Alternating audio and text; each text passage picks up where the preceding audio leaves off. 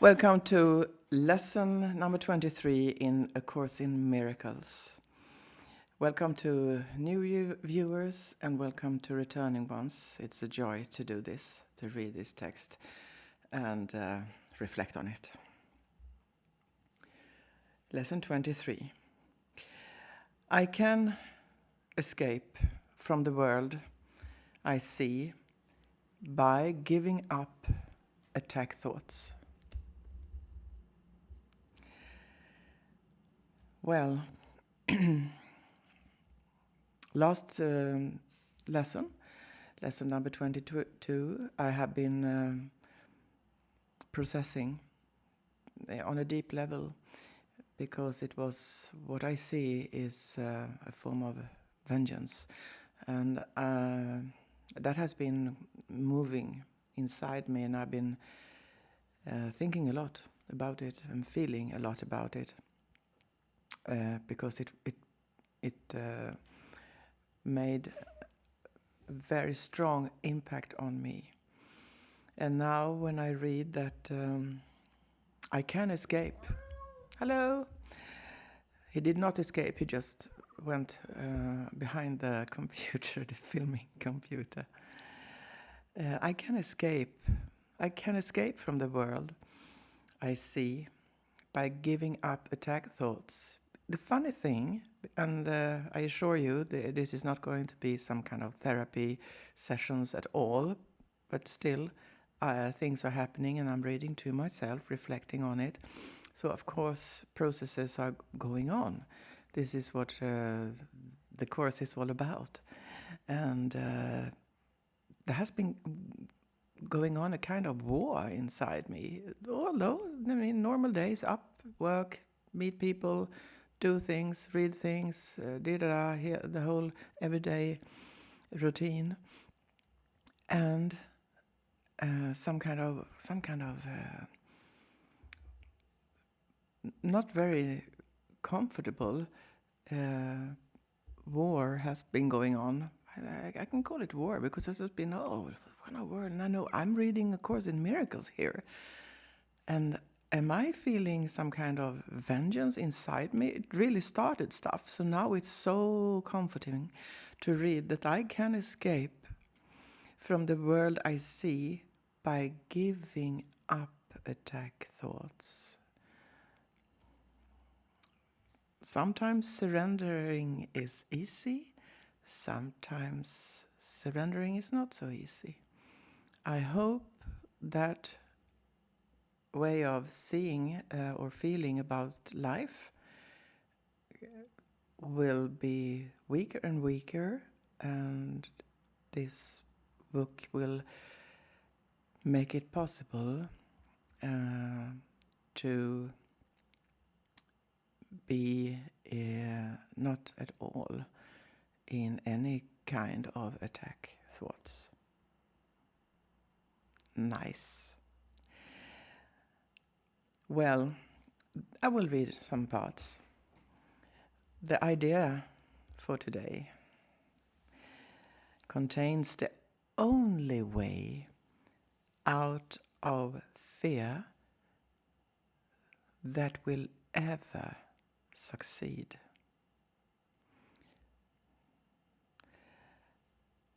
Nothing else will work. Everything else is meaningless. I remembered way back when I started reading in the 90s, The Course in Miracles. It was this kind of very sharp, very strong, very not, what kind of word would I find in English? This not negotiable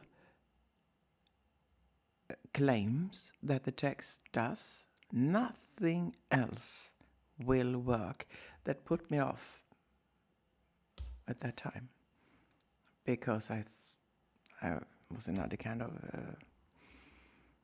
being at that time, parts of me. Now I read the same words with such a good feeling that it's a guarantee. There is a guarantee for inner peace and for becoming love. And this is it. So I will continue in reading some sentences from paragraph 1 in this lesson. It's a bit longer than the others. So every thought you have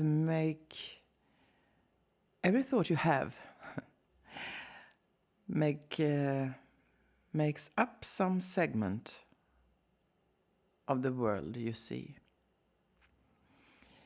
It is with your thoughts, then, that we must work. I agree to that. If your perception of the world is to be changed. I take it as it is a misunderstanding when I look at the world as an attacking world, and people, what they say, what they do, the mistakes, the things that come out in a not so nice way from people's mouths and even mine. In Swedish we have a way of putting it that there was a frog jumping out from my mouth. Then we really put the foot in the mouth, said something that was not so wise or friendly, perhaps. So there is a kind of misunderstanding, and I have also heard from wonderful people explaining the Course in Miracles, and also when I talk in my own life with people who have great insight in this miraculous text, that it's a kind of misunderstanding, and it's okay if I have misunderstood it, because then it's alive and I can always change it and understand it, what I have misunderstood. So I'm going ahead.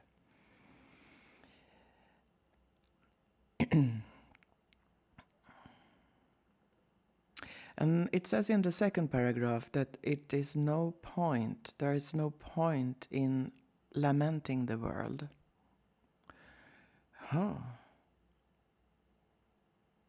And there is no point in trying to change the world, and that's a big one, because many of us, myself included, I want to change the world. Okay, so I change myself and then change the world and do this and that. And if I had billions, I would help and I would do, and but the world cannot be changed. Why? Well, I guess it's because it does not have to be changed, but I could be far out here, but perhaps it is okay as it is. Let's see. The world you see, paragraph 3 here, I'm jumping ahead, not reading every word. The world you see is a vengeful world, and everything in it is a symbol of vengeance. Each of your perception of external reality is a pictorial representation of your own attack thoughts. One can well ask if this can be called seeing. Yes, one can very well ask if that could be called seeing. I would say now when I read this that what I have been thinking a lot in my life, a big mistake I see, is that I see what I have done is I've been creating in a perverted way. These are my own words. Because I create something with my brain and with my seeing and my impression, I interpreted, this painting of Edward Munch, a person with angst on the bridge. The world.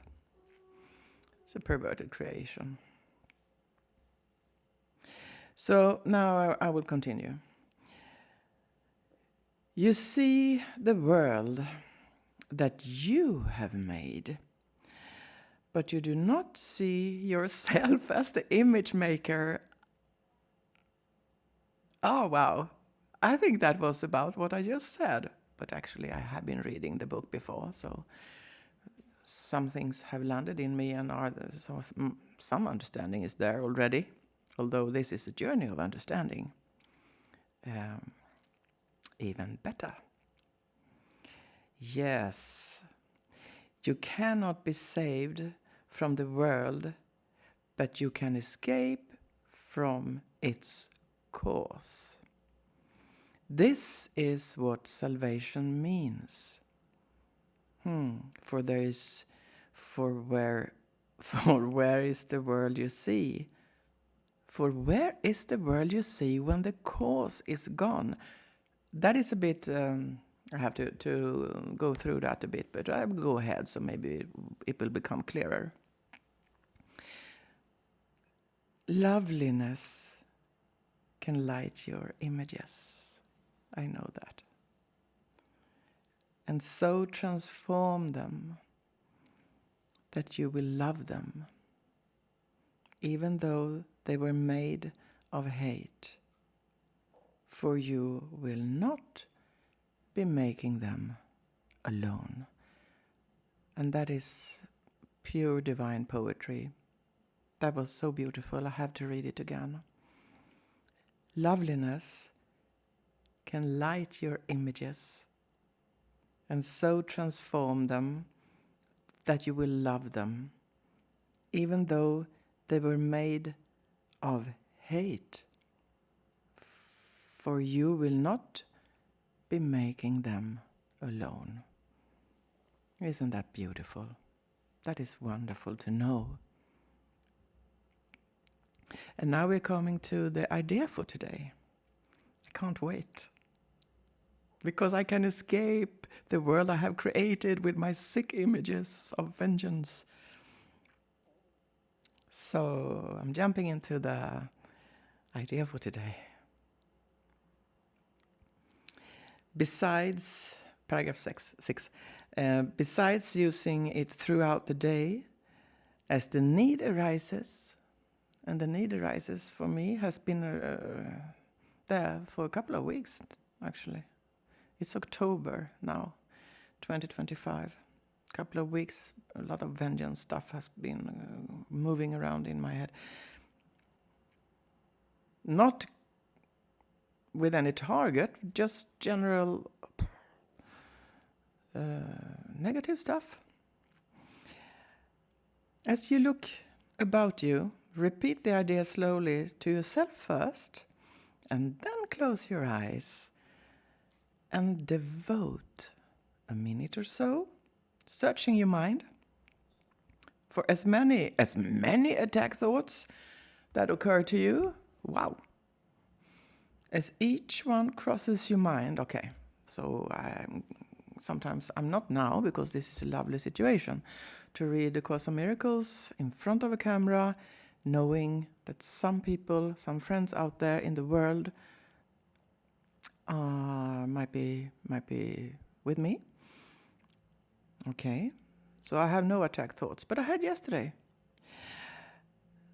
And then I can think, because maybe they will come this afternoon too.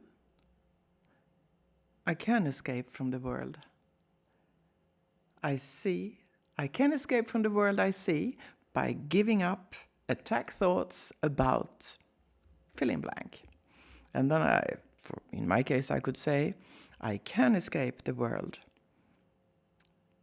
I can escape from the world I see by giving up attack thoughts about anything that upsets me. That is I fill in the blank here. And I will play with this by filling in every time. It's kind of walking meditation, or sitting or lying down meditation, or whatever, or talking with somebody. when this comes like this is bad, or you know the drill.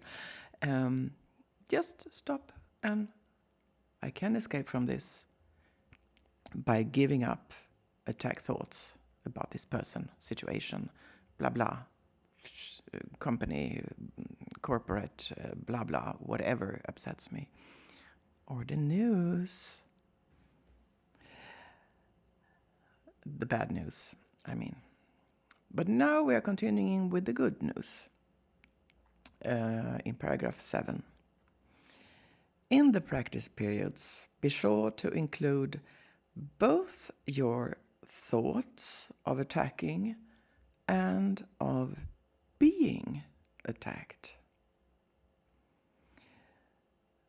Because that's the same. It's the same energy. It doesn't say in the text, but that is how I understand it.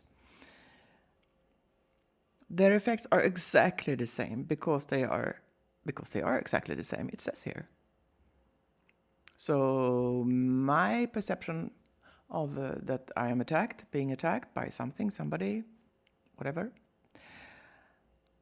And my attack, so it's a movement, comes in, goes out. Yes.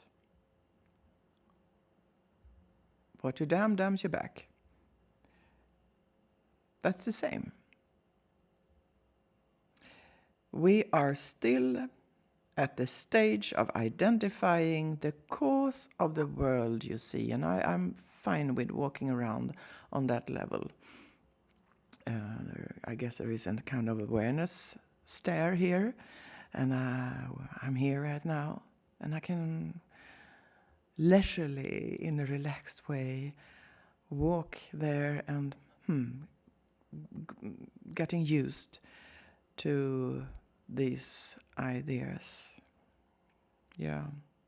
When you finally, it says here, when you finally learn that thoughts of attack and of being attacked are no different, you will be ready to let the cause go. How about that? How about that? That is great. So good afternoon in Tokyo. How are you? Good afternoon. Can you hear me? Yes, loud and clear. Very good. Yeah, interesting chapter. I got lots of new thoughts that not entirely new, but lots of new inspiration for thinking that I've been doing recently while listening to this chapter. It's a great chapter. One thing I thought about just hearing you read. Sorry, there's a bit of a wind here. Can you still hear me? I can hear you. We don't hear the wind. I don't hear the Good. wind. It's listening to you reading the chapter. I thought about some things that I've been thinking about lately. Yeah? Which have to do with, we are our history as individuals and as peoples in the world, as countries. History is a part of us. Yes. And so I like to do a lot of thinking about it. One thing that I have thought about in the past is, are we in the modern age, in the present time, better off or worse off than in previous times in history? I think that's a very relevant question. It is a very relevant question. And I think it's a question that exists in the minds of every person who's, yes. had basic education. Yes, I think so too. And definitely in the minds of people reading this book or other spiritual works, Yes. And I feel like in my own case, I've always been sort of swaying to one of two sides, Either I've thought that we are better off today, Yeah. or worse off, Yeah. than in other times of history of humanity, Yeah. Just talking about us as humans. Yes. Or in Europe, we're European. Yeah. But a new thought that I got, that I have heard before, but I haven't really believed while you were reading, is that the world is probably just as horrible now as it were before, and just as beautiful, you know, depending on where you are or how you see it. Yes, I'm with you with that kind of thoughts, and I think it's just, I think that for me at least, just talking as an individual, personally, I think that's the way, you know, you need to see it. I don't know how relevant that is to the chapter that you just read, but it's it might sound like an obvious thing, you know, but I love Star Wars, right? And Obi-Wan Kenobi, the great master, right, Jedi master, he says that good and evil are points of view, you know. good and Depending evil on are good, depending on our point of view, right? good and evil are points of view. Yes, I love Star Wars too.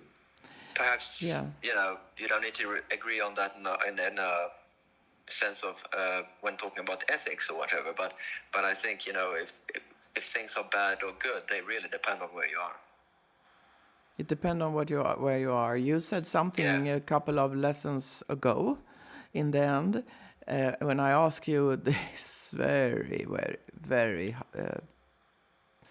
hard question to answer. I asked you, how do you think God sees the world? And you said, with no doubt, you said directly, with appreciation. You said, Yeah.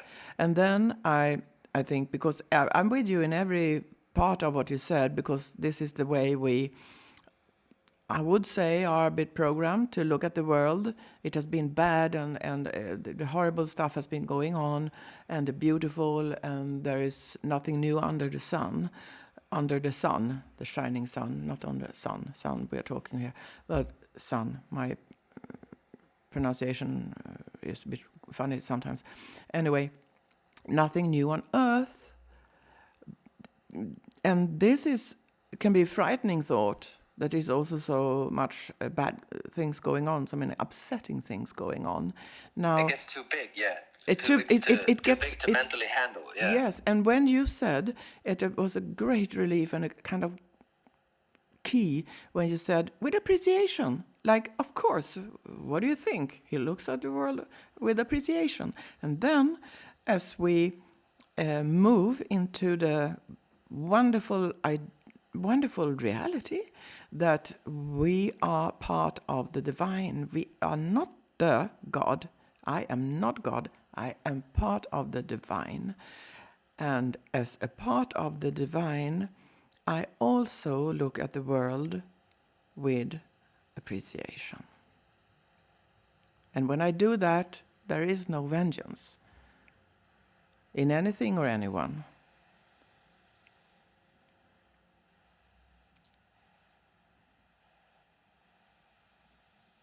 There are still these things going on, as you mentioned. Historically, we know that. We know that. And at the time we are in, we know that. Everyone knows that this can be seen as a very challenging time with all the turmoil, and I don't even have to mention it. Everybody knows that, and I want no one to think that I'm sitting here, everything is so good, okay. Because they're not. The feeling and the light and the love that is very good for us to be marinated in, compared to the darkness. That is where we are. I don't know how to. Because what you say is relevant. We know that, and there is another. There we go. There is another way. If these thoughts that the world has been always, we look back in history, and the world is right now, wow, then we could come into reaction in a way that might not serve anyone or anything.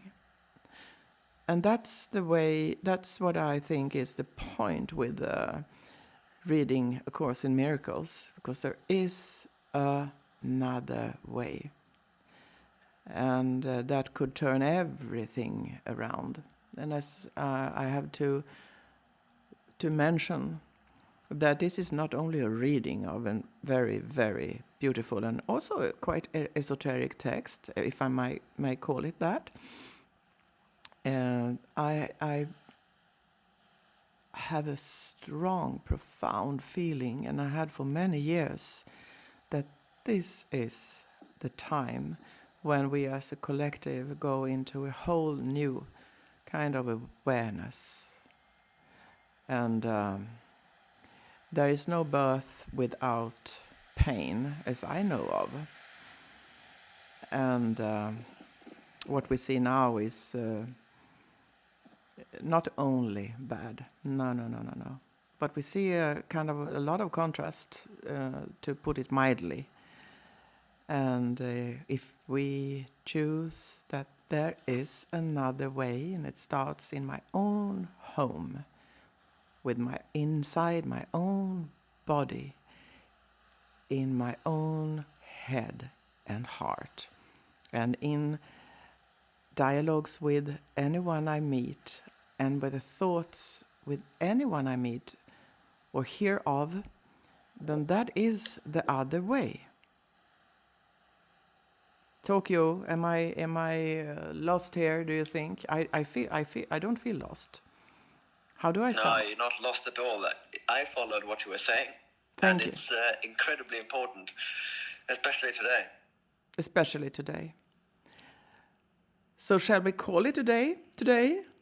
Let's call it today, yeah. Yes, let's do great that. talking to you. Tokyo out. Tokyo out. I love you. And thank you. I love doing this. And thank you for taking part and finding this on YouTube. And I would so much like to see what will come. I will, because I will continue. So thanks for taking part. Thanks for liking and subscribing. And see you soon.